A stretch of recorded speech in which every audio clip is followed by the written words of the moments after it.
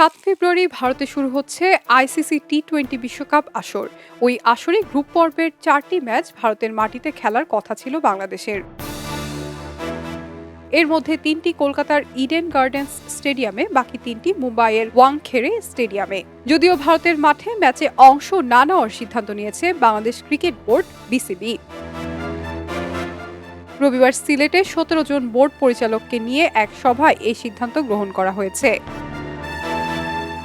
আইসিসিকে পাঠানো ইমেইলে বিসিবি জানিয়েছে, বর্তমান পরিস্থিতিতে ভারতের টি-20 বিশ্বকাপ দল পাঠানো সম্ভব নয়। মূলত শনিবার আইপিএলের দল কলকাতা নাইট রাইডার্সের স্কোয়াড থেকে মুস্তাফিজুর রহমানকে বাদ দেওয়ার ঘটনায় তোলপাড় সৃষ্টি করে। ভারতীয় বোর্ডের নির্দেশে কেকেআর মুস্তাফিজকে ছেড়ে দিতে বাধ্য হওয়ার পর গতকালই কঠোর বার্তা দেন অন্তর্বর্তী সরকারের ক্রীড়া উপদেষ্টা আসিফ নজরুল। তিনি বলেছেন, যেখানে একজন ক্রিকেটারের নিরাপত্তা এবং খেলার নিশ্চয়তা নেই, সেখানে গোটা দল নিরাপদ বোধ করতে পারে না।